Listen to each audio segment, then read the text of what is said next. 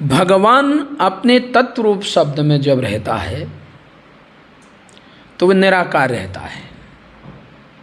तत्रूप शब्द शब्द रूप तत्व में जब रहता है तो वहाँ कोई प्रकार की आकृति ही नहीं है। वहाँ किसी प्रकार का द्वैत जब शब्द ही नहीं है तो वहाँ आकृति तो द्वैत में होगी ना।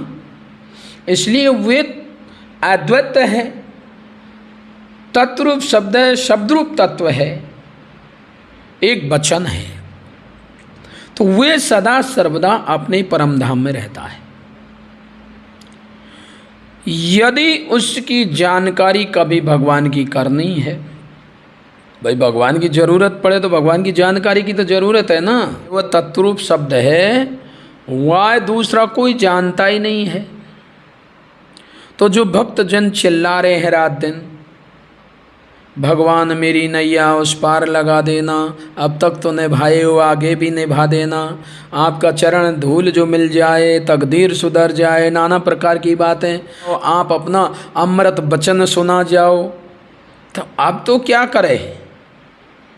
भगवान जी इस सारी स्तुति को सुन रहा है तो फिर अब कान जाके पास ना हो जब भी वो सुन रहा हो, जिसके पास आँख ना हो तब भी वह देख रहा हो, जिसके पास इंद्रियां ना हो तब भी सारे इंद्रियों का वे मतलब माने सकल रस भोगी, माने सबका भोगता वही है। अब तत्रूप में जब रहता है, तत्रूप में जब रहता है तो उसका परिचय पहचान तो हो नहीं सकता है। जब वही तत्रूप अपने भक्त जनों की इन करुण प्रार्थनाओं को, इन भाव भरे भजनों को